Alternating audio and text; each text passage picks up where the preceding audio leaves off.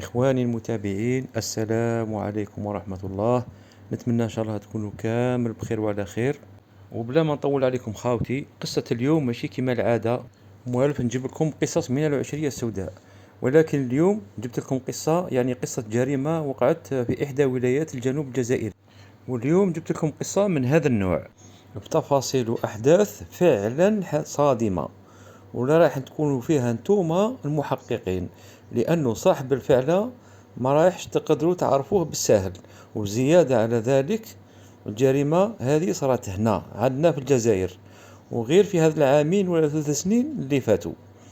المهم، من التحقيقات اللي رايحين يديروها رجال الدرك الوطني، والأحداث والتفاصيل والسرد اللي راح يكونوا في حكاية اليوم، نأكد لكم باللي رايحين تستمتعوا بكل ثانية رايحة تمر من هذه القصة. بصح غير واش، وقبل ما نبداو ما تنساوش ديروا لنا جيم في هذا الفيديو والضغط على زر الجرس باه في كل ما ندير فيديو جديد يلحقكم الإشعار. وما تنساوش خاوتي تكتبوا لنا في التعليقات وتعطونا رايكم في هذا النوع من القصص، وإذا عجبكم نزيد نجيب لكم المزيد من هذا النوع من القصص. المهم، صلوا على رسول الله عليه الصلاة والسلام، ونبداو على بركة الله. القصة تاعنا نهار اليوم راح تدينا لإحدى ولايات الجنوب، وبالضبط في إحدى البلديات ولا المناطق النائية المعزولة على السكان، وبالتحديد في عام 2021 عند واحد الفتاة ولا بنت يسموها إيمان، وفي عمرها 23 سنة.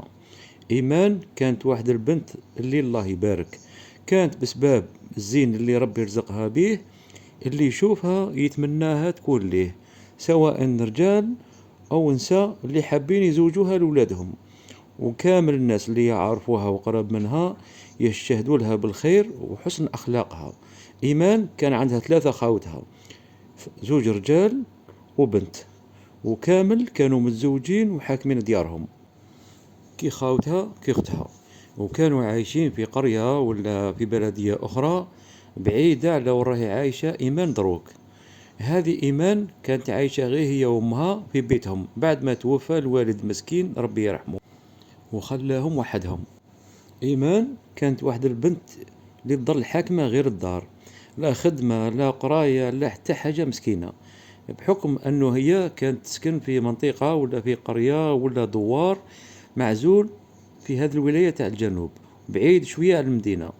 وفاني بسبب أنه كانت خرجت من القراية في سن مبكر شوية، فبسبب الشي هذا بدات تكره بزاف كي تظل قاعدة في الدار، وحتى وين وصلت لواحد العمر. وهنايا وين بدات مرة على مرة تروح عند أختها عند خاوتها اللي كانوا في ولايات أخرى وفي بلديات أخرى، يعني تروح تفوت عندهم عطلة سمانة يومين هكا، راكم فاهمين. مرات كانت تروح مع أمها ومرات وحدها، تروح ليهم وتونسهم وتنحي على خاطرها وتعاونهم، يعني من هذه الأمورات. ولكن هذا الشيء مع الوقت راح يجيها ثقيل بزاف وصعيب بسبب بعد المسافة اللي كانت بيناتهم. فهنايا هي رايحة توقف ما تروحش عندهم وتبدل، تبدأ تروح عند خالتها اللي حتى هي كانت تسكن في دوار، وهذاك الدوار قريب من الدوار اللي كانت فيه إيمان مع أمها. وكانت المسافة تاع الطريق بيناتهم واحد النص ساعة إلى راح تمشي على كرعيها. وإيمان بطبيعة الحال كانت تفضل أنها تروح تمشي على كرعيها، وواحدة بسبب أنه الحافلة كانت نادرا ما تفوت من ثم، وثانيا بسبب أنه على حسب ما قالت أنه كانت عزيزة عليها الطريق هذيك ويعجبها الحال كي تمشي فيها، يعني كأنها راهي تمارس في الرياضة. ما كان كاين لا اللي يتبلاها لا اللي يتبعها ولا حتى يضايقها. وأصلا في الدوار هذاك كانوا كامل يعرفوا بعضهم، يعني كما عائلة واحدة، شغل لافامي، يعني كامل الناس أقرباء ثم. المهم كما قلت لكم، إيمان رايح يجيها واحد الوقت رايح تبدأ مرة على مرة تروح عند خالتها اللي تسكن في الدوار الآخر. كانت كي تروح ليها تعاونها في شغل الدار، تجمع معاها، تحكي لها حكايات، تعاود لها خبورات من هذه الأمورات. ومرات كان إذا طاح الليل تقعد تبات عندها في الدار. فبسبب الشي هذا إيمان كانت تحب خالتها بزاف وعزيزة عليها على قلبها، وحتى خالتها نفس الشيء، كانت متهلية فيها سوا سوا. الحاجة اللي تديرها ولا تطيبها تقول نخلي منها لبنتي إيمان. وحتى الدراهم كانت منين تخلص تمدلها مبلغ هكا وتخبيه لها ليها، وتقول لها هاكي خبيه كاش ما تشري بيه ولا كاش ما تدسيه كاش نهار تحتاجيه. وهذا هو السبب اللي خلى إيمان تزيد تحب وتتعلق بخالتها كريمة بزاف. وأم إيمان هنايا وقت اللي تكون البنت عند خالتها ما تقعدش وحدها، لا، مرات تروح عند ولادها، عند بنتها، ومرات هما يجوا ليها. يعني إيمان ما كانش تخليها وحدها في الدار، لا لا، كانت تعرف هذا الشيء مليح. تروح ليام وتجي ليام، حتى في واحد اليوم من الأيام إيمان راح تخرج برا تشري لأمها من عند واحد الحانوت اللي قريب ليهم ثم. وفعلا خرجت تشري كيما العادة، وبالصدفة راح تتلاقى بواحد الشاب يسموه ياسين داخل الحانوت هذاك. وهنايا وين كانت المفاجأة في القصة، أروح ونحكي لكم شكون هو هذا ياسين، ونتعرفوا شوية على تفاصيل حياته، على خاطر تفاصيل حياته رايحة تكون مهمة بزاف في حكايتنا. ياسين الأصل تاعو من هذاك الدوار ولا من هذيك القرية، شاب اللي الناس كامل تشهد له بالخير وحسن الأخلاق. وبطبيعة الحال كما قلت لكم هو ما كانش ساكن في الدوار هذاك بسبب الخدمة تاعو اللي كانت في المدينة.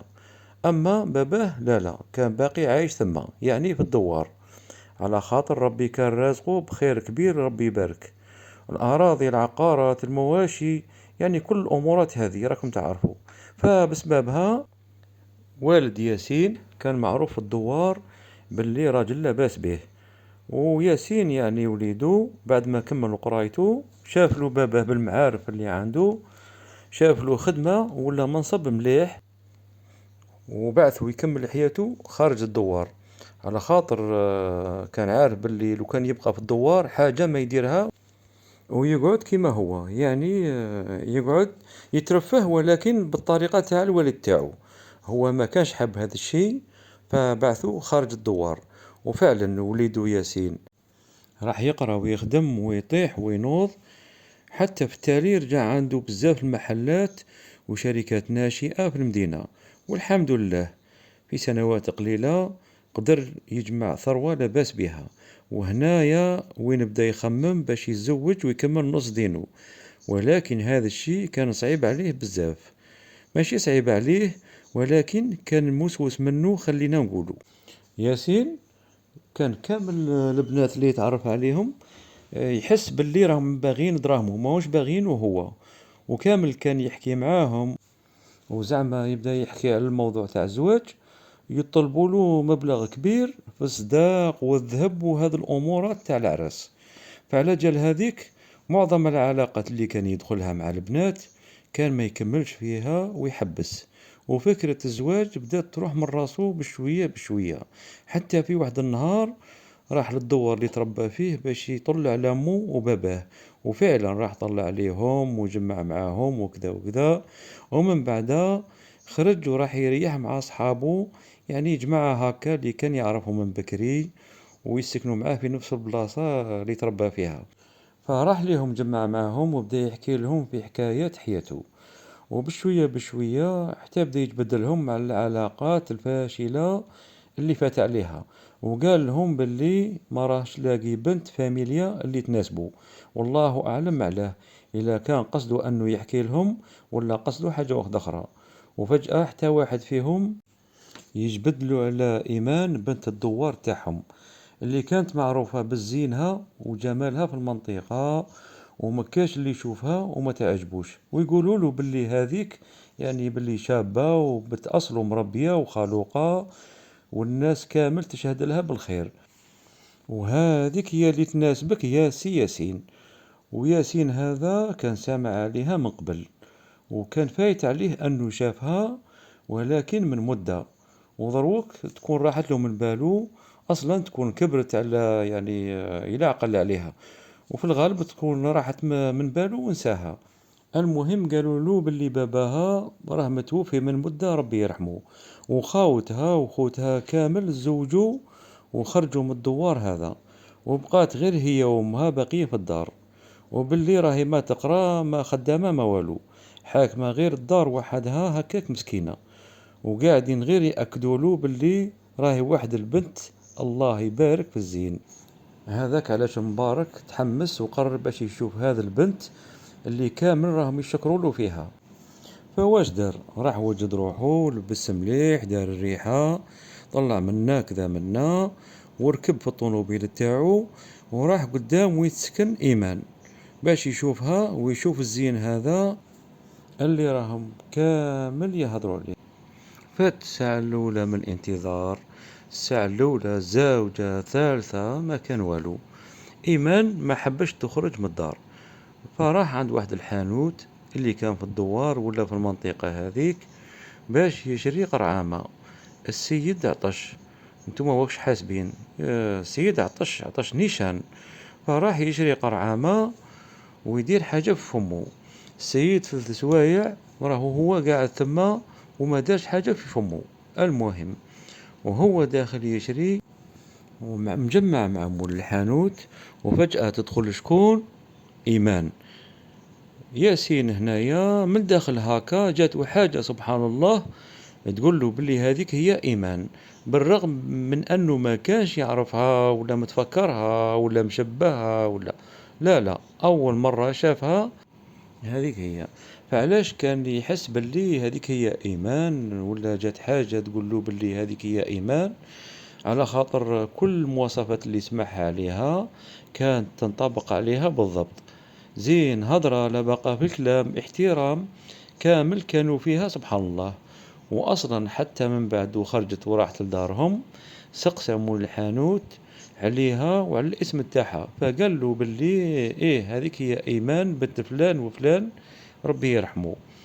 وفعلا من هذيك الساعة يعني ياسين راح تعجب بها ودخلت في قلبه ولا حبها من النظرة الأولى كما يقولوا. ومباشرة ياسين حب يتمشى في طريق الحلال، فهواش دار؟ بدا يسقسي عليها إلى فعلا إلى ما راهيش في كاش علاقة. قال بالك راهي مخطوبة ولا متزوجة ولا في كاش علاقة يعني غير شرعية مع كاش واحد. سبحان الله، هذه دنيا ما تقدرش تعرف. وفعلا كما كان الحال هذاك الشيء اللي كان والشيء اللي راح يديروا ياسين، وبمساعدة من صحابه وأقربائه كيما بنات عمو بنات عماته، يعني أقربائه اللي عايشين في الدوار هذاك، يقدر يعرف باللي إيمان ما راهي لا مخطوبة ولا متزوجة ولا في علاقة مع كاش واحد. الحمد لله. وزادوا حتى هما شكروها له وقالوا له باللي الطفلة راهي مربية وخالوقة وكامل الناس وحنايا نشهدوا لها بالخير، اديها من عنا زعما.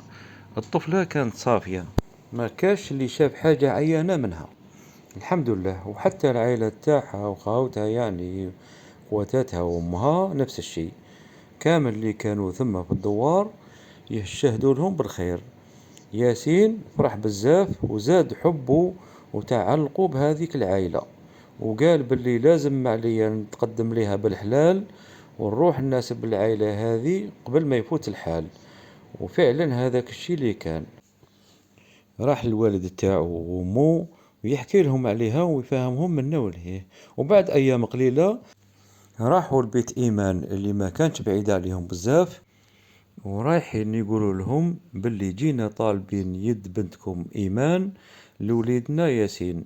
السيد في عمره 28 سنة وخدام ربي رازقه بخير كبير الحمد لله، 2 طوموبيلات، 2 فيلات في وسط المدينة، الأراضي، الحوانيت، العقارات، خير كبير كبير كبير بزاف. أم إيمان هنايا بطبيعة الحال منين سمعت الكلام هذا فرحت بزاف، بالخصوص مني كانت تعرف العائلة هذه من قبل باللي هما صحاب دراهم وصحاب خير كبير وعائلة محترمة زعما، يعني ما هوش حقارين ولا حاجة. وفاهم فرحت كي عرفت واللي كي عارفة باللي بنتها ما رايح يخصها حتى حاجة مع ياسين هذا، رايحة تعيش في المدينة وكل شي قريب ليها ثما وتعيش كل مليكة معاه. ومنين أمها تحب تزورها وما تخمم حتى في حاجة، وتقول زعما ضيق ولا شنابر مكاش كيما خاوتها الأخرين. من تجي رايحة تخمم، بصح دروكا لا، كانت عارفة باللي بنتها رايحة تعيش مع ياسين في فيلا، يعني قصر. فعلى جال هذيك فرحت بزاف. وحتى إيمان نفس الشيء، وداو الرأي تاعها بالخصوص الخطوبة. في الأول بينت لهم باللي ما ترد شوية، باش ما تبين لهمش باللي زعما راهي مخلوعة، بالرغم أنه هي صح ما يعني من الداخل كانت مخلوعة الصراحة زعما. ولكن كي شغل دارت ايه لا ايه لا باش تبين لهم زعما باللي ماهيش مخلوعة.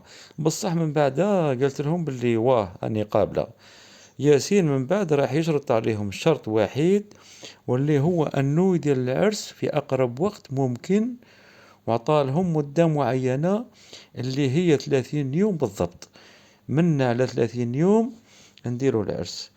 قال لهم باللي انايا ما رانيش حاب نزيد اكثر من هكا بلا زواج في الدوار. بغيت كي نخرج ونروح للمدينة وين راني عايش، نروح وندي مرتي معايا. ايمان وامها هنا تصدموا وقالوا باللي كيفاش هذه 30 يوم، علاش زعما راك مقلق ولا واش؟ زعما قالوا له باللي يمدنا السبب علاش زعما علاه. وراح تزيد تدخل ايمان وتقول له حتى انا يا من حقي تعطيني الوقت باه نوجد روحي، باش نشري الذهب بالقش الفراش، باش نعمر داري سبحان الله. وشهر راهي مدة قليلة بزاف وما تكفينيش الصراحة. راكي بلا ما ديري ولا تلبسي حاجة راكي شابة الله يبارك. يعني ما ديري لا ماكياج لا والو، وما تلبسي حتى حاجة زعما راكي شابة الله يبارك. يعني ما ديري لا ماكياج لا والو، وما تلبسي حتى حاجة زعما كيا شابة بزاف، ولا راكي رايحة تجي عروسة اللي الله يبارك عليك. وفعلا كان صح هذا الشيء. إيمان كان الله رزقها بواحد الجمال، يعني القصة تحكي، يعني القصة توصفه بلا ما أنا نوصفه يعني. فالمهم ياسين قال لها باللي أما بالنسبة للفراش ولا الحوايج ولا القش اللي راكي تهضري عليه، فراكي رايحة تلقاي كل شي واجد داخل بيتك في المدينة، وما كي رايحة تدي معاك والو منا رايحة تلقي كل شي واجد في الدار. انا نوجد كلش. وحتى كاش ما احتجتي وقتها، يعني بعد ما تجي البيت تقدري تخرجي تشري اي حاجة تخصك غير من ثم. قدام الدار راه كاين كل شي متوفر.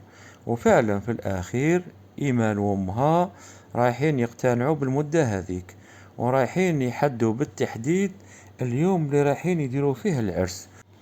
وهنايا وين رايح يبدا العاد التنازلي، يعني زعما هذيك الساعة الرملية رايحة تقلب. 30 يوم تبدا تحسب واحد زوج ثلاثة، وراكم تعرفوا الدار تاع العرس، وبالخصوص انه باقي لهم مدة قصيرة على العرس. شغالات يسقموا في الدار، يسقموا في الدوزان مواعين منا، وإيمان تشري في الحوايج والدوزان اللي خاصينها، وقاعدة تطيح وتنوض تشقى تعيا. راكم تعرفوا العروسة ولا مانيش عارف أنا يحكولي. راكم تعرفوا العروسة كيفاش يصرى لها كي يبقى لها يعني مدة قليلة على العرس، حتى وين رايحة تمد مدة تاع 28 يوم ولا تاع 20 يوم تقريبا، وكان باقي العرس غير نهار واحد. ففي هذاك اليوم التالي تاع قبل العرس، إيمان هنايا كانت متفاهمة مع خالتها باش تروح ليها للدوار اللي تسكن فيه، اللي موالفة اللي تروح ليها. وكانت رايحة ليها بسبب أنه خالتها كانت دايما تعاونها وتساندها في بزاف الأمور وأمورات. المهم إيمان هنايا بعد ما فرات وكملت كل الأمور وشغلت اللي عندها، رايحة توجه عند خالتها. والساعة كانت في الوقت هذاك كانت 3 ولا 3 ونص تاع العشية. واكيد ايمان قبل ما تروح راحت لامها وقالت لها، وامها وصاتها وقالت لها باللي ما تطوليش، اذا كثرتي قاع 6 ولا 6 ونص تكوني هنا في الدار. على جال هذيك ايمان قالت لامها باللي ما تكصيش قاع راسك، ما رانيش رايحة نطول كونك هانية. والأم كي سقسات بنتها على السبب اللي راه مخليها تروح عند خالتها، وفي هذا الوقت بالتحديد رايح تقول لها باللي خالتها هي اللي طلبت منها باش تروح ليها وتعاونها في واحد الشغالة تما، ومن بعد تجي هي وياها ويديروا العرس. والصراحة أنايا ما قنعتنيش هذا السبب اللي خلاها تروح ليها. يعني بالرغم أنه يعني صح تعاونها وخيرها سبق وكذا وكذا، إلا أنه الطفلة عندها عرس، كيفاش تروح في ذاك الوقت؟ إلا أنه هذه هي كانت أحداث القصة. فإيمان كي جات رايحة قالت لأمها باللي راكي عارفة وخالتي خيرها سبق ومتهلية فيا وكذا وكذا، فخاصني نروح ليها وندير لها خاطرها باش ما تزعفش مني. خرجت إيمان من دارهم جويه 3 ولا 3:30 هكاك، وراحت لخالتها.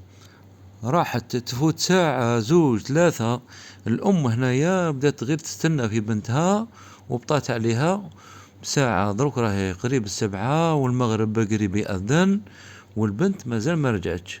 هذا الشيء اللي خلى أمها تخاف وتخلع على بنتها بزاف، بالخصوص كي بداو الناس يجوا للعرس وبداو الأقرباء اللي قرب ليهم بزاف يجوا ليها وهي ما هيش في الدار، وبدات تقول أو إيمان كي دعوتها ماشي مع ويدها طول كاع كيما هاك، وبالخصوص كي غدوة عرسها ومازال ما رجعتش للدار.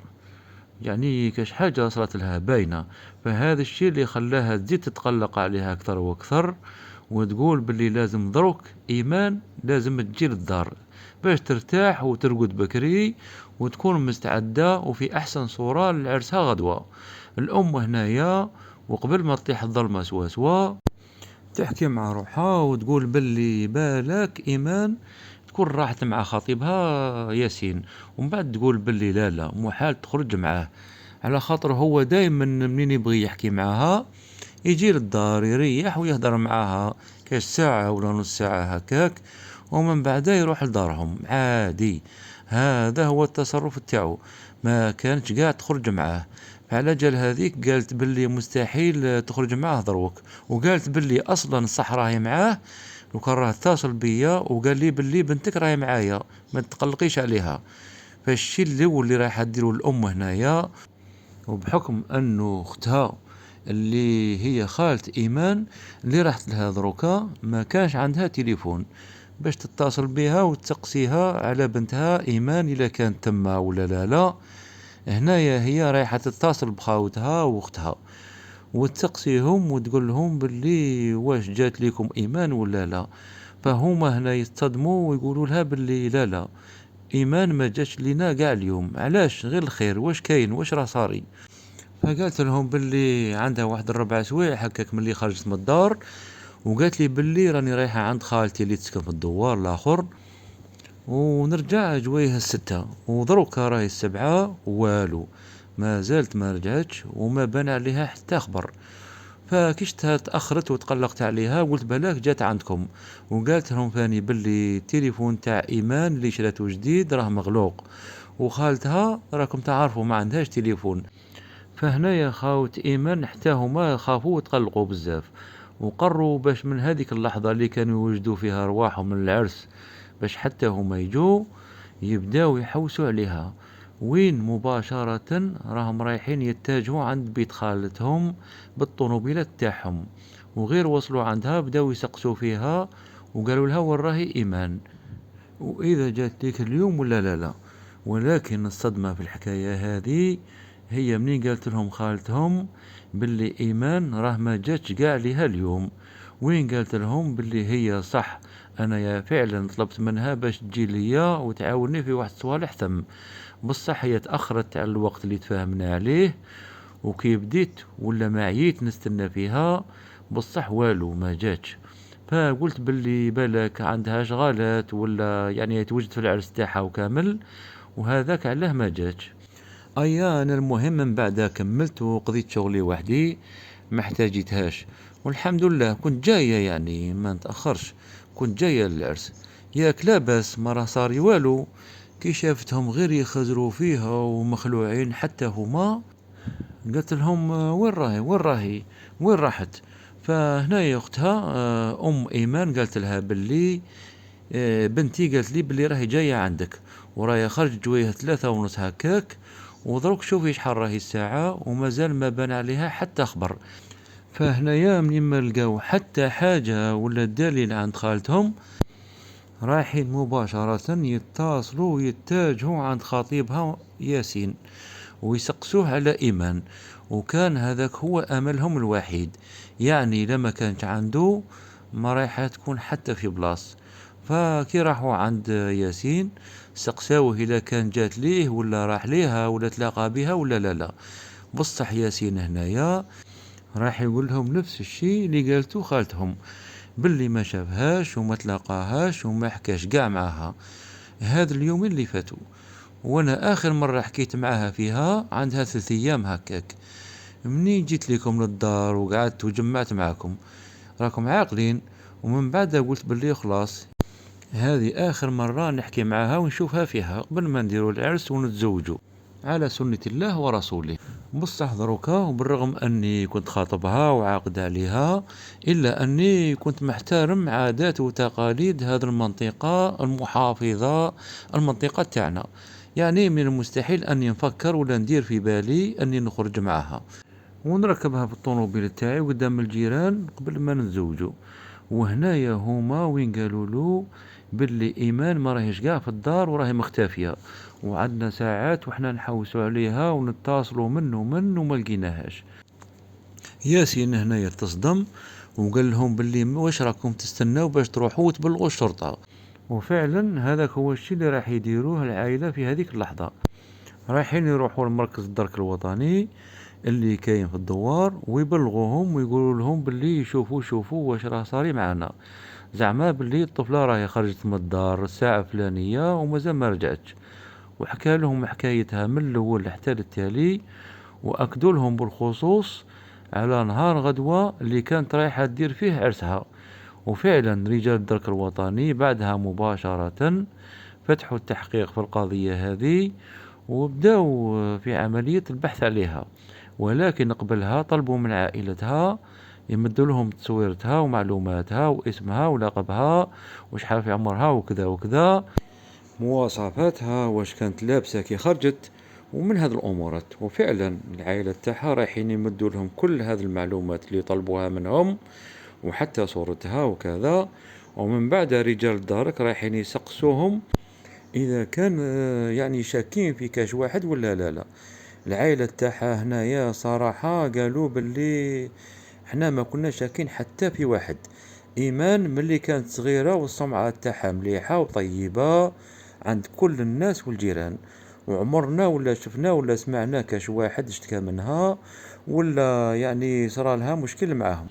فبسبب هذا الشيء وبسبب أنه الليل كان طاح يعني جواي 12 ولا 11 ونص هكاك، رجال الدرك الوطني راح يطلبوا من العائلة هذيك باش يروحوا لبيتهم ويرتاحوا.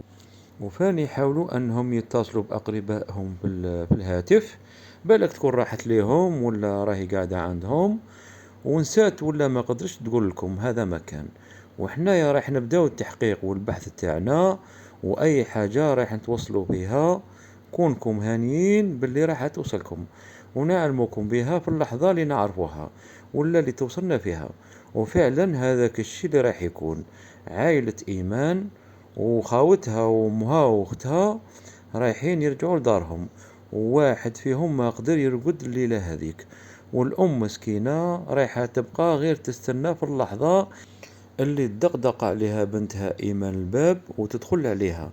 بصح للأسف الصباح طلع وإيمان ما رجعش للدار.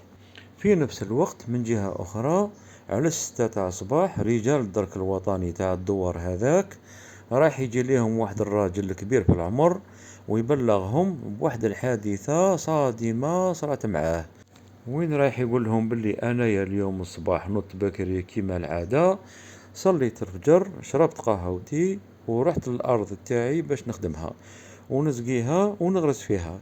وفي اللحظة اللي كنت رايح نحل البراكة تاعي اللي في أرضي باش نجبد الفاس والبالا نخدم، وهي تبالي واحد الجثة تاع فتاة مرمية ثم.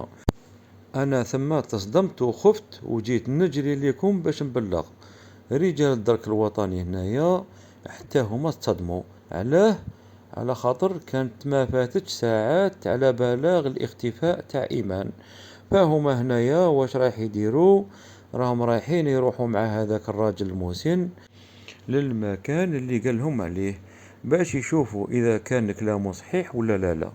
وفعلا رجال الدرك الوطني منين راهم رايحين يوصلوا، رايحين يلقاو جثة الفتاة في بلاصتها كما قال لهم عليها، كانت مرمية وتبان باللي مقتولة.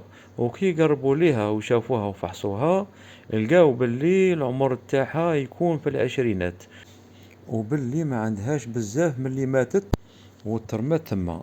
يعني جثة راهي جديدة، ولكن كانت في حالة كارثية، يعني ما عندي ما نقولكم عليها.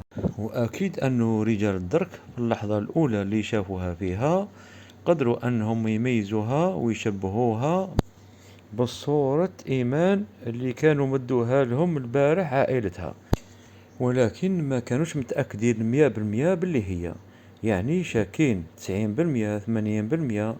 المهم هذه الأمور، فطلبوا من الناس اللي كانوا قراب ليهم وعايشين في الدوار هذاك باش يجوا يشوفوها ويحاولوا يتعرفوا عليها ويعاونوهم، يعني لا كانوا يعرفوها من قبل. والشي الصادم أنه كامل الناس أكدوا لهم باللي فعلا هذيك هي إيمان بنت فلان وفلان، واللي كانت معولة دير عرسها اليوم. وفي هذا اللحظة رايحة تجي الشرطة العلمية ومعاهم الحماية المدنية باش يرفدوا الجثة ويدوها لمصلحة حفظ الجثث اللي كانت قريبة للمنطقة. والشرطة العلمية رايحة تبدأ تبحث وتحقق وترفد في الأدلة المادية اللي لقاتها في مسرح الجريمة. وفعلا هنايا وين رايح يلقاو واحد السلسلة هكا ولا قورمات زعما تاع اليد في بلاصة ماشي بعيدة بزاف على وين لقاو الجثة مرمية فيها. والقرمات هذيك كانت تاع فضة وفيها حرف الكاء، يعني مكتوب فيها حرف الكاف. وهذاك هو الدليل الوحيد اللي لقاوه رجال الشرطة العلمية. من بعد مباشرة راهم رايحين يتصلوا بعائلة إيمان ويبلغوهم بالحادثة ويطلبوا منهم باش يتوجهوا للمستشفى الفلاني وثم وين يتعرفوا على جثة بنتهم. وفعلا عائلتها راهم رايحين يجروا للمستشفى هذاك، وثم وين شافوا بنتهم وتعرفوا عليها للأسف. وهنايا هما تصدموا، بالخصوص أمها منين شافت بنتها على هذيك الحالة، ومن شدة الانهيار والبكاء والصدمة اللي تعرضت لهم انصرعت وطاحت تما. فالحمد لله أنها كانت يعني ثم في المستشفى، داوها ثم وداو لها السيروم، وبشوية بشوية حتى وين بدأت تسترجع في الوعي تاعها. ومن هذه اللحظة بالتحديد راح يبدأ التحقيق تاع رجال الدرك الوطني، وبداو يقولوا واش هي الأسباب والدوافع وراء وفاة ولا مقتل إيمان. زعما واش راهم حابين، واش راهم رايحين يستفادوا هاد الأشخاص اللي قتلوها. الحكاية فعلا كانت غامضة وفيها بزاف اللوش، بسبب أنه قتلوها في ليلة عرسها المحققين هنايا، وبسبب أنهم ما كان عندهم حتى متهم رئيسي في القضية هذه، رايح يبداو التحقيق بالدليل الأول اللي كان عندهم، اللي هو ولا هي القورمات تاع الفضة اللي لقاوها، واللي قالوا ممكن بنسبة كبيرة تكون طاحت للمجرم كي يقتل إيمان ولا أثناء ما كان يجر فيها. المهم ممكن بنسبة كبيرة تاع المجرم. فهما واش راح يديروا هنايا؟ راح يروحوا للراجل المسن هذاك اللي بلغهم باللي لقى جثة ويسقسوه إذا كانت هذيك القورمات تاعو ولا لا. وهو هنايا راح يقول لهم باللي ماهيش تاعي، راه انايا ما نديرش الشيء هذا، واصلا لو كان نقولوا باللي تاعي، انا لو كان عرفتها باللي طاحت لي كنت رايح نحوس عليها نلقاها. وفعلا حتى بعد ما شافوا البصمات اللي فيها وقارنوه مع البصمات تاع الراجل المسن هذاك، لقاوها قاع ماشي منطبقة. حتى الحرف تاع الكا هو اسمه مسعود، وهذيك كا ماشي كيف كيف. المحققين دروكا بقاو حابسين وما لقاو حتى واحد باش يحقوا معاه. ومن العائلة اللي كانوا يسقسوه ويقول باللي انا يا خاطيني وكنت في المكان الفلاني النهار هذاك اللي صارت فيه الواقعة، وهذا الدليل قدامكم. الشيء الوحيد اللي خلى الأمن، رجال الشرطة ولا رجال الدرك الوطني في القضية هذه، هو الحرف اللي لقاوه في القرمات هذاك، اللي كان حرف الكاف، اللي ما كان عنده حتى علاقة في اسم إيمان ولا حتى في اسم الخطيب تاعها ياسين. يعني قالوا باللي مستحيل باللي تكون هذيك القرمات تاع إيمان، وزادوا تأكدوا من بعدها باللي هذيك القرمات تاع رجال مستحيل تكون تاع نساء. بصح شكون مولا هذا اللي اسمه يبدأ بحرف الكاف؟ الله أعلم. بعد أيام قليلة راح يخرج تقرير تاع الطبيب الشرعي اللي يخص جثة الفتاة إيمان ربي يرحمها، والطريقة اللي ماتت بها. وين قال فيها الطبيب باللي إيمان كانت قتلت عن طريق الخنق قبل ما تترمى في المكان اللي لقيتوها فيه. وزيادة على ذلك قبلها كانت تعرضت للاعتداء.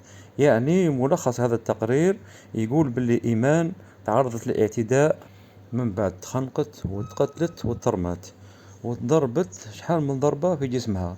يعني لقاوها زرقاء في جسمها، وحتى في وجهها كانت مخصرة شوية. وفي التالي قاع راح يرفدوا الجثة من المكان اللي صارلها فيه هذا الشيء، ويرموها في هذاك المكان اللي لقيتوها فيه. يعني ماشي نفسها. يعني علاش؟ يعني على خاطر لقاوها قاع مسحبة في ظهرها، الدليل انه يعني تسحبت، يعني ظهرها كامل مخبش. رجال الدرك الوطني راح يرجعوا عند امها ويقولها اذا كانت تقدري تقولي لنا ولا تمدي لنا كاش حاجة ولا دليل يقدر يعاوننا في التحقيق. وامها مسكينة، وبالرغم انها كانت في حالة صعيبة بزاف الا انه قالت لهم باللي انا يا الصراحة مازالني لحد الآن مصدومة من الشيء اللي صرا لبنتي، وما عندي حتى حاجة تبان لي باللي مهمة وتقدر تفيدكم، من غير أنه بنتي كانت مخطوبة من عند واحد السيد يسموه ياسين، وهو ولد عائلة لاباس بها ومعروفة هنايا في الدوار، ويسكن في المدينة وربي رزقه بخير كبير، هكا يقولوا. وكنا مقرين في اليوم اللي لقيتوها فيه باش نديو لها عرسها نزوجوها وتروح لبيت راجلها. بصح ربي ما كتبش، وصدقت مقتولة في اليوم هذاك، وعرسها رجع جنازة والبيت رجع بيت تعزة. ومن بعد زاد قالت لهم باللي بنتها إيمان في الليلة هذيك اللي اختفت فيها كانت متفاهمة مع خالتها باش تعاونها في واحد الشغلات تما، وهذاك هو الشيء اللي خلاها تخرج من الدار. بصح الأمر كان عادي، لأنه يوميا كانت تروح عند خالتها وتعاونها، وكانوا قراب ويبغوا بعضهم بعض بزاف. المهم بنتي إيمان كي خرجت قالت لي باللي راني نرجع جويه 7 تاع العشية هكاك ولا 6. بصح منين وصلت 6 وفات 6 7 8 ما رجعتش، وصرا اللي صرا. وحنايا هنايا سقسينا كاع صحاباتها والناس اللي يعرفوها واللي قراب منهم ومضاري تخرج معهم وحتى خطيبها، ولكن كامل قالوا لنا باللي والو واحد فينا ما شافها في هذاك النهار. والمحققين هنايا رايحين يزيدوا يسقسوا الأم إذا كانت إيمان تعرف كاش شاب ولا في علاقة مع كاش واحد قبل ياسين خطيبها هذا. وهنايا هي رايحة ترد عليهم ومع كامل ولادها اللي كانوا حولها، ويردوا ويقولوا باللي لا لا، إيمان عمرها لا دارت شي هذا، بنتي كانت مربية وخاطيها الأمور هذه ملي هي صغيرة، وانا نربي ونحذر فيها من هذه التصرفات، والحمد لله عمرنا ولا شفناها ولا شافها كاش واحد من خاوتها ولا سمع عليها كاش خبر كيما هكا. الحمد لله الحمد لله، وربي يرحمها. بهذه الطريقة قالتها. وياسين كان هو الشخص الوحيد اللي تعرفت عليه في حياتها، وبعد ما تعرفت عليه مباشرة خطبها. يعني ما بقاوش في كاش علاقة حرام هكا ولا. قالت لهم باللي راني نقول لكم باللي الطفلة كانت مربية. من بعد رجال الدرك الوطني رايحين يستدعيوا ياسين ويبداو في التحقيق معاه، ولكن الصدمة انه منين جابوه لمركز الدرك لقاوه حتى هو مصدوم وحزين على وفاة زوجته ولا خطيبته ولا يعني مرته المستقبلية اللي راح يتزوجها. كان في حالة خطيرة بزاف وماشي مصدق الكارثة اللي صارت نهار عرسه، بسبب أنه يحب إيمان بزاف ومتعلق بها سوا سوا في هذه الفترة الأخيرة. كان يظل يحكي معها في التليفون صباح وعشية، في الليل وفي الصباح. بالخصوص منين إيمان لقاها باللي فعلا كانت طفلة مربية وعاقلة وشابة بزاف. الزين هو الصح بالنسبة ليه. المهم ياسين بداو في التحقيق معاه، كان غير يبكي ويدعي في ربي على الشخص اللي دار في زوجته الشي هذا. الله يجيبها له، الله يكشفه، حسبي الله ونعم الوكيل. وهو يبكي ومنا ويطلب من رجال الدارك باش يجيبوا له حقه وحق زوجته. وهنايا وين رجال الدرك الوطني رايحين يطلبوا منه باش يهدى، قالوا له اهدى ركز شوية، دروك فكر معنا، واش بيك صار لك هكا؟ هذا الشي ما فيه حتى فايدة، لا ليك ولا لينا. اهدى وركز في كلامك واسمع واش رانا نقولوا لك. قول لنا وانت اخر مرة شفت ولا تلاقيت ايمان.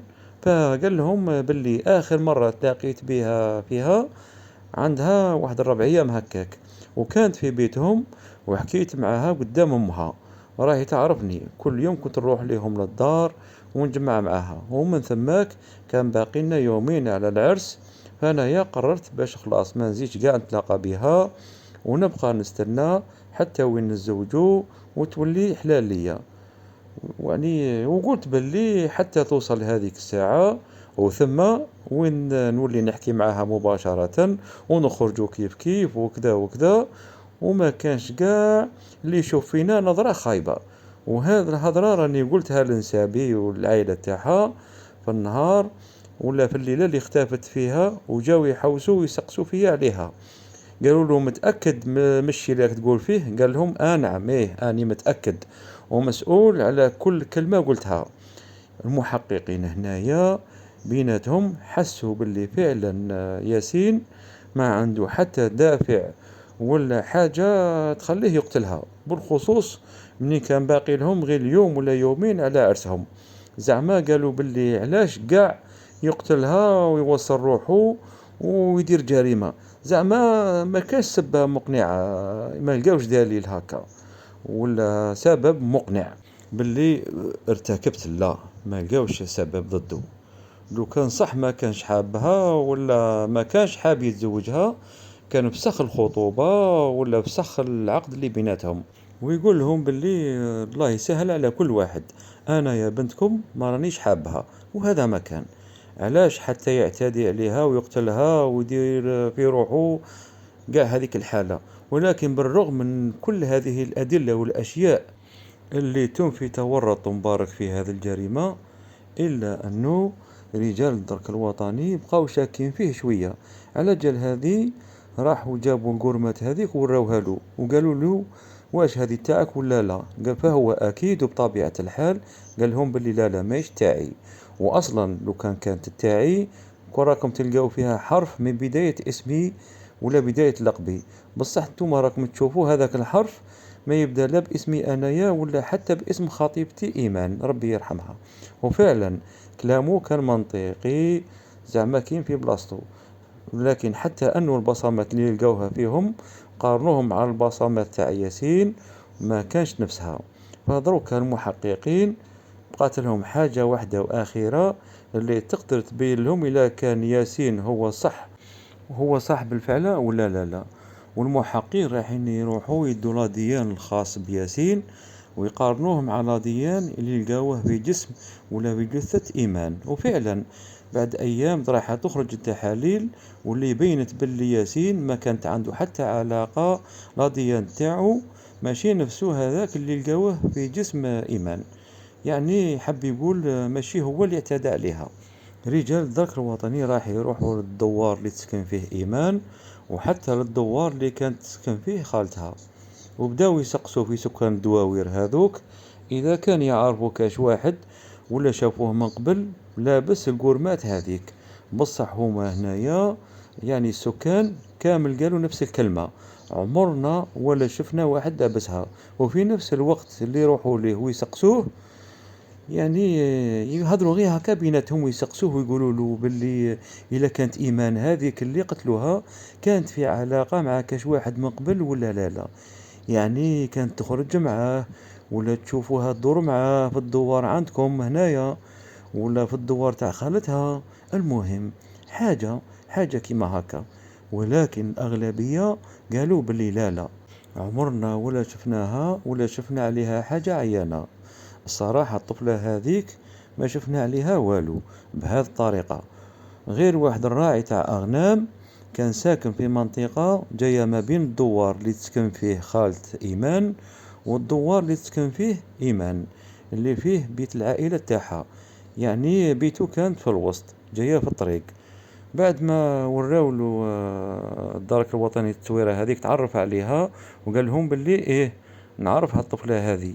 انا دايما منين نكون نسرح بالنعاج تاعي ونحكم بلاصة تحت الشجرة هذيك، نشوف ايمان دايما تروح عند خالتها مع هذا الطريق جوية 3 ولا 4 تاع العشية، ونشوفها كي تدخل وتخرج من عندها مرات. وسبحان الله على الناس هذه اللي قاعدين يعسوا في الناس واللي ما حبوش يحشموا وما يروحوش يشوفوا حالتهم ويعني وصوالحهم، وين تروح تلقاهم. المهم احنا ندعو لهم ربي باش يفيقوا ويستحوا ويروحوا يعسوا ديارهم ورواحهم قبل ما يبداو يعسوا في الناس، ولا لا خاوتي؟ المهم فيقول الراعي هذا باللي فعلا انا كنت نشوفها كانت تروح عند خالتها، بصح مرات كنت نلاحظها تمشي مع واحد الشاب من الطريق هذه 20 في العمر ويسكن في الدوار اللي تسكن فيه خالتها. السلام عليكم، هذه هي الطفلة اللي كنت تقولوا مربية. ظهرت العكس ولا الراعي راه يكذب؟ دروك تبان الحقيقة. وهنا يا رجال الدرك الوطني رايحين يسقسوا الراعي هذا إذا كان يعرف الشاب هذا اللي راه يهدر عليه ولا لا لا، وإذا به يقول لهم واه نعرفه ولكن ماشي معرفة شخصية، يعني نعرف باباه عمومه اسمه حتى هو، ولكن هو شخصيا الصراحة عمري لا هدرت معاه، وبيني وبينه ما كان عندي حتى علاقة به، هو حده وانا حدي، واصلا انا يا كبير عليه وماشي قاعد جاية نديرو صاحبي. المهم من ذا الكلام رجال الدرك الوطني هنايا تفكروا القورمات والحرف اللي كان فيها الكاف، فسقسوه على اسم الشاب هذا واش كان يسموه، فقال لهم باللي يسموه كمال. فقالوا له قول والله، قال لهم باللي ايه كيما راكم تسمعوا فعلا كان يسموه كمال. قالوا له السلام عليكم. كل شيء رجع باين وواضح ومفهوم دروك للدرك الوطني، وطلعوا سيناريو في راسهم باللي ذوق تسمعوه وتسمعوا الأحداث تاعو، وقالوا باللي خلاص كمال هذا هو مول الفعلة 100%، على خاطر القرمات اللي لقيناه في مسرح الجريمة فيها حرف الكاف وهو اسمه كمال، وزيد كان فيه علاقة ويخرج معاها، فأكيد كيسمع باللي راح تتزوج وتسمح فيه راح ودار فيها الشي هذاك باينة. من بعدها راح يزيدوا يسقسوا الراعي هذاك ويقولوا له باللي وينت آخر مرة شفتهم فيها مع بعض، فقال لهم باللي النهار الفلاني فاتوا عليا من الطريق هذيك، وكان هذاك النهار هو نفس النهار اللي اختفت فيه اللي كانت رايحة فيه عند خالتها. فدروك رجال الدرك الوطني رجع لازم عليهم يخرجوا ويديروا دورية ويحوسوا على كمال هذاك ويحقوا معاه ويعرفوا منه واش علاقته بإيمان ربي يرحمها، واش كان يدير هو وياها في النهار اللي اختفت وتقتلت فيه، وحاولوا أنهم يكشفوا علاقته في الجريمة اللي صارت اللي أكيد عنده علاقة فيها. رجال الدرك راهم رايحين يروحوا للدوار اللي يسكن فيه كمال، وبداو يسقسوا في السكان والجيران عليه وعلى الأخلاق والصفات تاعو. والصدمة كانت أنه كامل السكان الدوار اللي كانوا يعرفوه بداو يحكوا عليه غير الحاجات العيانة وباللي فيه، وواحد فيهم ما شكروا وقال باللي هذاك إنسان طيب ومولا خير. والو كامل كانوا يكرهوه وما هم شايفين منه والو ما غير الشر. فرجال الدرك الوطني في التالي رايحين يقدروا يوصلوا للمنزل العائلي تاعهم ويبداو يدققوا عليهم في الباب، حتى وين يفتح عليهم باباه الوالد تاع كمال، وبدا يحاول انه يحكي معاهم، ولكن هم مباشرة سقسوه على ولده كمال وين راه واذا كان في الدار ولا لا لا. الاب هنايا قال لهم غير الخير واش كاين وش دار وليدي فاني، فقالوا له باللي راه متورط ولا متهم في جريمة ورانا حابين ولا نحوسوا عليه باش نحقوا معاه. الاب تاعو بطبيعة الحال بدا يدافع على ولده، وقال لهم باللي انا يا وليدي فعلا انسان ماشي مليح ومكروه في الدوار، ما هو خدام ما والو، انسان تاع راسو تاع مشاكل، ولكن عمره لا توصل به لدرجة وين يقتل. راه ولدي ونعرفه مليح. او سبحان الله، بالك تكونوا غير غالطين برك وعادية، ما تقولوش باللي زعفت منكم ولا كي غلطتوا في التحقيق تاعكم وشكيتوا في وليدي ودقدقتوا في بيتي. راني مسامحكم وبالقلب الصافي. رجال درك هنايا قالوا له شوف يا سي فلان، حنايا هنايا ماناش نضحكوا ولا نلعبوا معاك، قلنا لك باللي وليدك راه متهم في قضية، قول لنا وين راه ولا وين راح، وبلاش الكلام الزايد هذا، عندنا أوامر وخصنا نطبقوها. والد كمال هنايا خاف وتقلق، وقال لهم باللي كمال وليدي ما راهش هنا في الدار، راح. فقالوا له باللي يقول لنا الصح وبركا من الكذب، سينو ندخلوا للدار نقلبوها على راسكم. فقال لهم باللي الا بغيتوا تدخلوا ادخلوا، انا راني قلت لكم باللي وليدي ماهوش في الدار. ايه وين راه؟ وين راح يا سي فلان؟ فقال لهم باللي في هذه السمانة راح عند صاحبه باش يخدم في المدينة، وهذه أول مرة يخرج يحوس على خدمة خارج الدوار. بصح حتى حنايا يعني أنا ومو حرنا وقلنا كيفاش حتى كمال قرر به يروح يخدم وما خدمش قاع، وكي قرر به يخدم قرر به يروح المدينة. سبحان الله، حاجة غريبة وصدمتنا وفي نفس الوقت. رجال الدرك منين سقسوا الوالد تاعو بالضبط، قالوا له وين انت راح يخدم وليدك؟ قال لهم في النهار الفلاني في الليلة هذيك دا الساكودو تاعو وخرج من الدار وحكم الطريق اللي الله أعلم وين راح. المهم قال باللي راح للمدينة يخدم، ومن هذيك الساعة ما اتصل بينا، ما جالنا، ما زدنا سمعنا عليه حتى أخبر. وهنايا وين المحققين زادوا تأكدوا 100% باللي كمال هو صاحب الفعلة، من بعد ما تأكدوا باللي هذاك هو النهار والليلة اللي اختفت وتقتلت فيه إيمان. يعني دروك خلاص رجعت باينة للمحققين شكون هو المجرم. كمال أكيد هو، ما كاش شك في هذا الكلام، باينة باللي هو اللي دار الفعلة هذه وحكم الطريق وهرب. وفعلا رجال درك رايحين يديروا يعني باللي كمال ولد فلان وفلان في الريشيرش، ويطلبوا مساعدة من الأسلاك الأمنية اللي كانوا في المدينة اللي راح لها باش يعاونوهم ويبحثوا معهم على المتهم كمال. ولكن للأسف وبالرغم من توسيع نقاط البحث على أوسع نقاط، إلا أنه ما يقدروش ولا ما لقاوش نتيجة، يعني ما لقاوش حتى وين في التالي بالسيه باش قدروا يتوصلوا لعنوان الشقة تاع صاحبه اللي راح ليه باش يخدم عنده ولا يخدم معاه. فمباشرة رايحين يروحوا لهذاك العنوان ويدققوا في الباب، وفي ظرف ثواني قليلة يخرج لهم الشخص اللي كان في البيت واللي هو كمال بشحمه ولحمه. الشرطة قال لهم أرواحوا دروك عندنا شحال وإحنا نحوسوا عليك وما لقيناكش، ومنين بدلنا الهدف تاعنا وبدينا نحوسوا على صاحبك اللي جيت عنده سبحان الله لقيناك. حب يقول من هذا الكلام إلى ما خرجتش عليك الطريق، سي كيفاش تبدلها وتسلك طريق خلاف. نرجعوا عند وين كمال فتح عليهم الباب، ورجال در قالوا له السلام عليكم، مرحبا بنا عندك يا سي كمال، وين رحت وين كنت مخبي علينا هذه النهارات اللي فاتوا؟ راه عنا مدة وحنا نحوسوا عليك. كمال هنايا مباشرة غير شاف قوة أمنية كبيرة قدام الباب، حاول باش يهرب، وين اغلق عليهم الباب في وجههم واتجه للطاقة اللي تخرج في الجهة المقابلة وقفز منها وخرج من الدار. بصح كي راح يطيح في الأرض ما راحش يقدر ينوض، وبدا غير يعيط ويبكي بسبب الكسر اللي جا في رجله.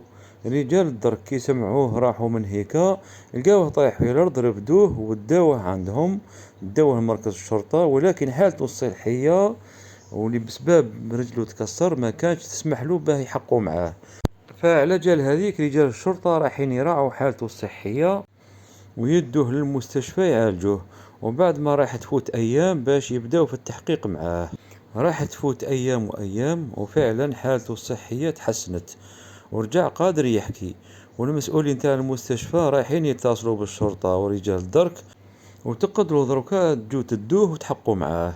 وكانوا دايرين له يعني بعض الحراس وين رجال الشرطة قدام المستشفى وعند الباب، ولكن الدكتور هو اللي اتصل بالقيادات وقال لهم باللي راهي تحسنت حالته. المهم يعني هذا الشيء ماشي مهم في الحكاية تاعنا، المهم هو الشيء اللي راح يصرى درك. رجال الدرك الوطني راح يجوا يدوه لمركز الشرطة ويبداو في التحقيق معاه. وقالوا له باللي علاش درت هذا الشيء في ايمان وقتلتها ورميتها. هو هنايا بدا غير ينكر وقال لهم بلي ما نعرف حتى وحده سموها ايمان بالمره، والشي اللي راكم تقولوا فيه انايا ما سمعتش كاع به. ومعيا والمحققين يضغطوا عليه يعني بقده طريقه والو حاجه ما نفعت فيه ولا نفعت معاه. فراحوا جابوا له قورمات هذيك وسقسوه اذا كانت تاعو ولا لا لا.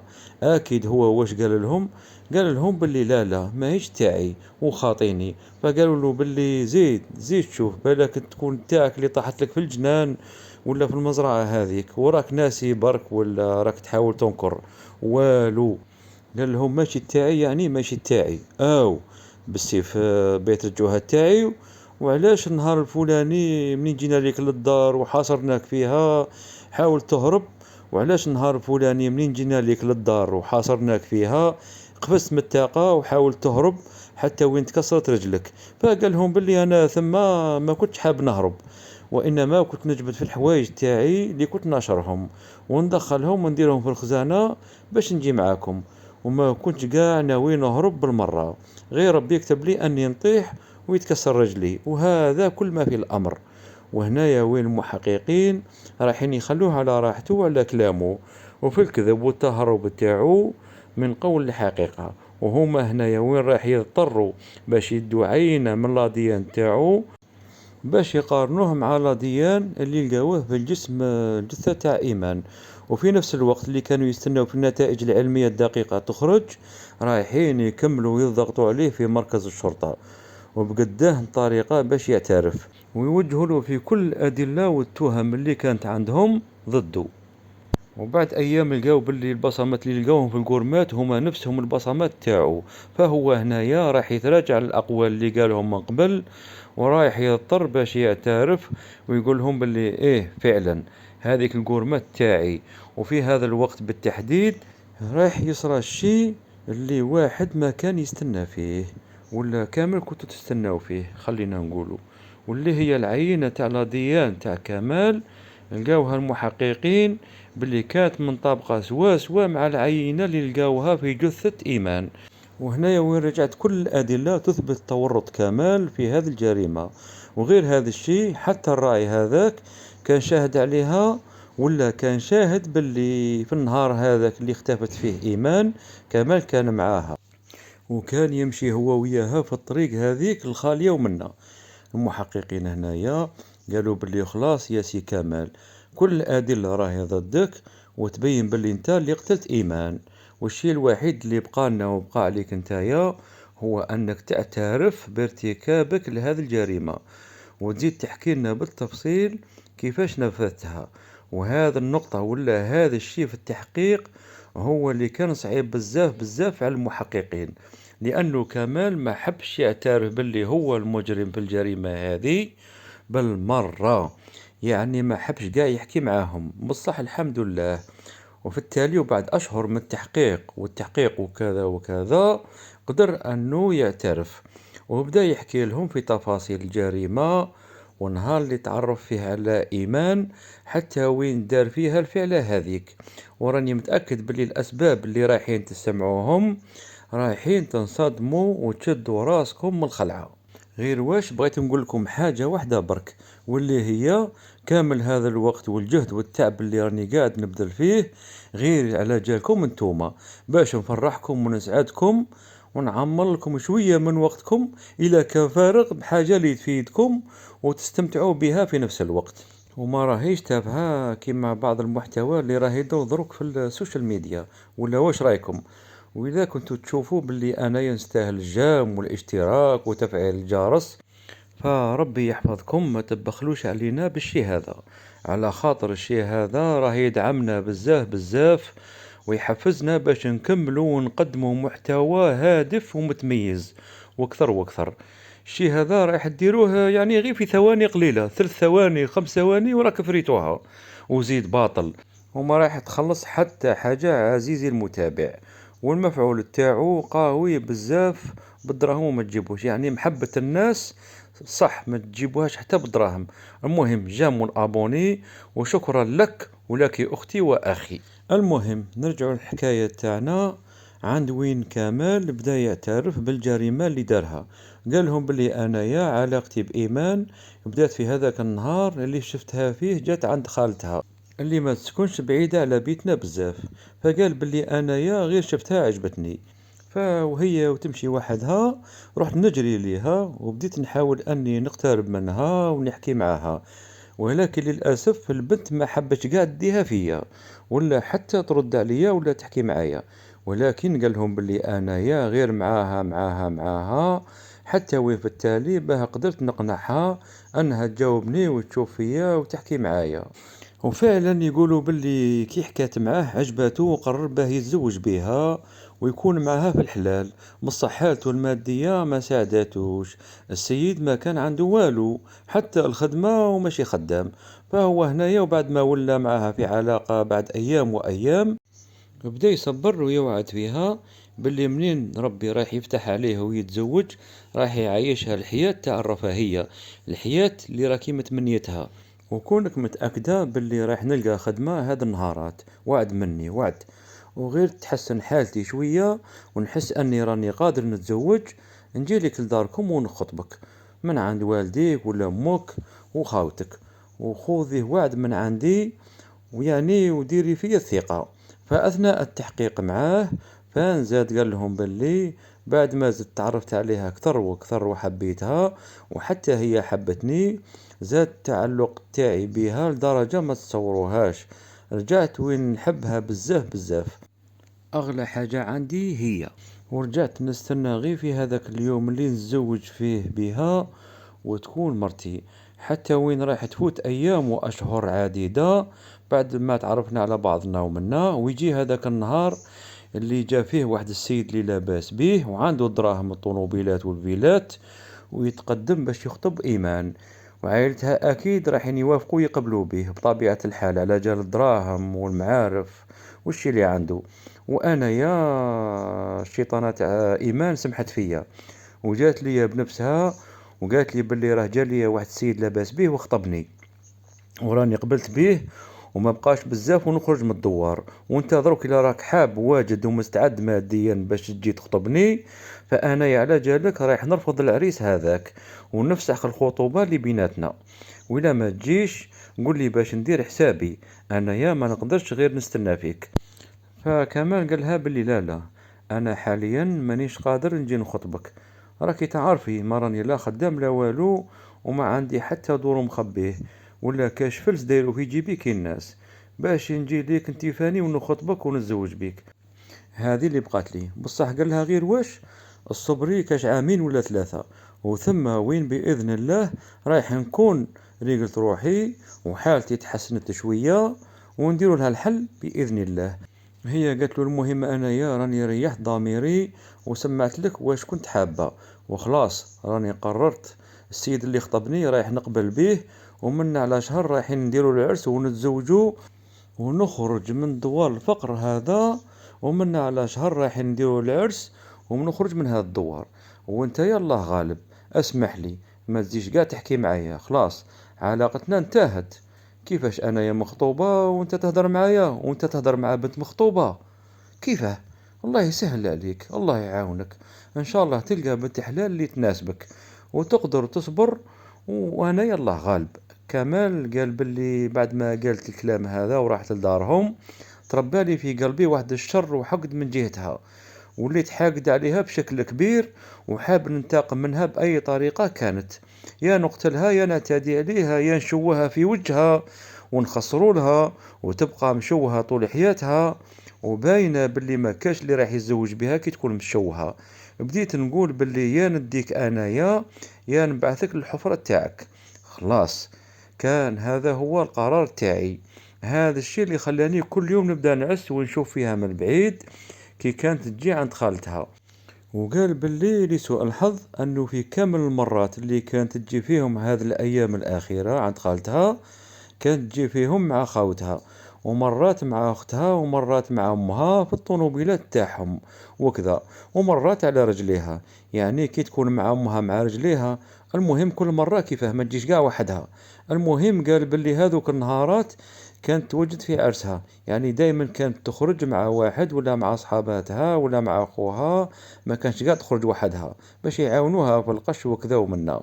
حتى النهار التالي زعما قبل عرسها، قال باللي كنت قاعد نعس ونستنى فيها كما العادة، وفجأة شفتها جاية وحدها ومتجهة عند خالتها. فكمل هنايا يقول باللي راح يجري عندها، ووقف في نص الطريق اللي كانت تمشي فيها، واللي كانت خالية من السكان من الطوموبيلات والناس، يعني فارغة.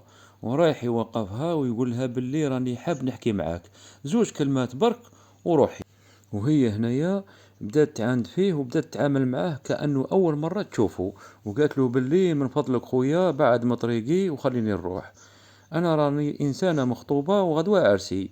وكمال قال لها باللي شوفي إيمان، ما تديري من وقتك غير 5 دقايق ونقول لك فيهم زوج كلمات، ومن بعد روحي وديري اللي حبيتي تديريها، ما تزيديش قاعد تشوفيني إلا بغيتي. وفعلا راح تدير له خاطره، وراح تمشي هي وياه كما كانوا من قبل في هذيك الطريق، يعني كما كانوا الأيام السابقة. ولكن ما كانت حاملة شي هذاك بالمرة، يعني كانت بالسيف عليها. واش دير؟ ما لقاتش هذاك هو الحل اللي كان قدامها وخلاص. وقال لهم باللي بقيت غير نمشي فيها حتى وين ديتها لواحد البلاصة خالية وبعيدة من السكان، وقعدت انا وياها هاكا ما كاش اللي يشوفنا ويسمعنا واش راح نحكو. وبديت نفهم فيها ونطلب منها باش تفسخ الخطوبة وتتزوج معاه هو، تخليها من هذاك ياسين. بصح ما عليه نحاول نقنع فيها إلا أنه والو، ما حبش تفهم. ما عرفتش راسها واش كان فيه الشيطانة هذيك، هاكا يقول. حتى وين بدات تطيح الظلمة، وهي هنايا وين عرفت باللي تأخرت باش ترجع للدار، فبدأت تطلب منه باش يوصلها ويرجعها للطريق اللي جابها منها.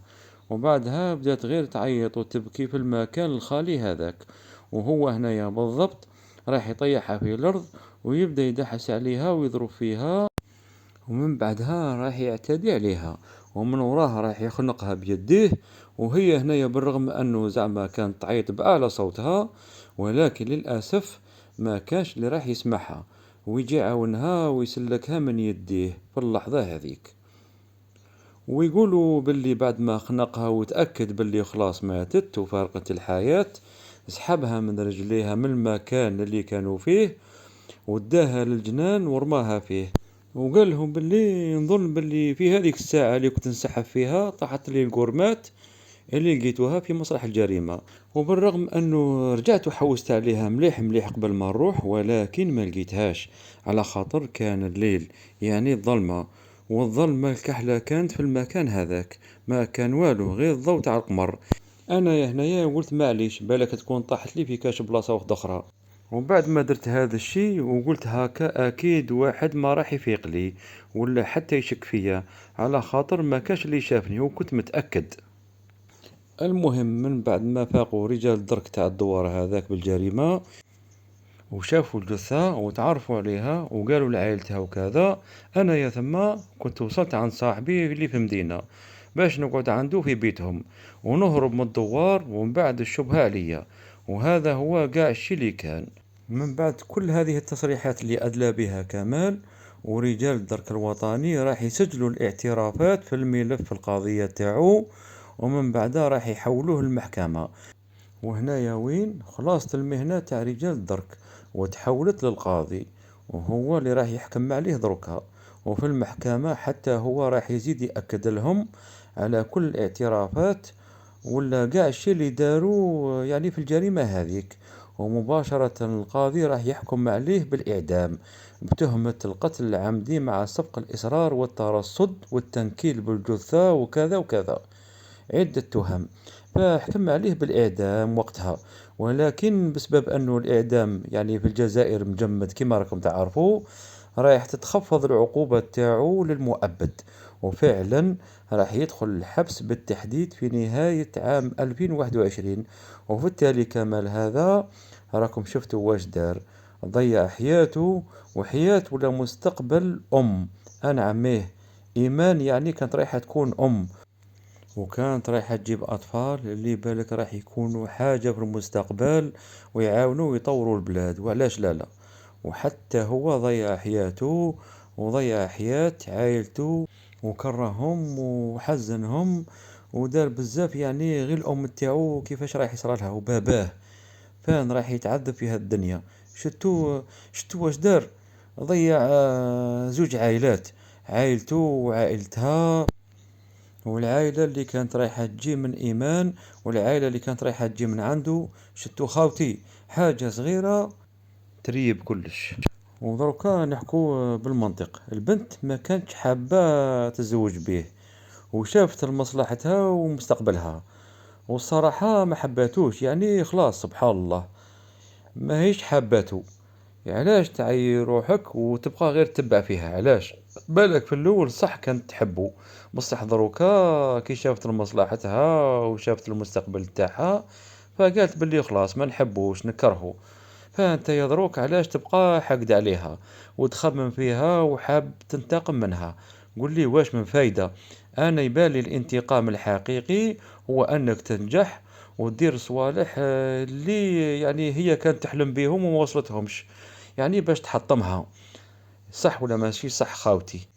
لو كان صح يا سي كمال عندك ويعني وتعرف تخمم، لو كان من هذيك اللحظة اللي تركاتك فيها وراحت انت تدير العقل وتبدأ تخمم وتخطط كيفاش تخدم وتطور من روحك أكثر وأكثر باش تحارب وتقتل الشيء اللي فيك، باش تحارب وتقتل الشيء اللي تركاتك على جالو. المهم نظن باللي رسالة واضحة ومفهومة، وما بقى لي غير نقول لكم صلوا على رسول الله عليه الصلاة والسلام، والسلام عليكم ورحمة الله تعالى وبركاته.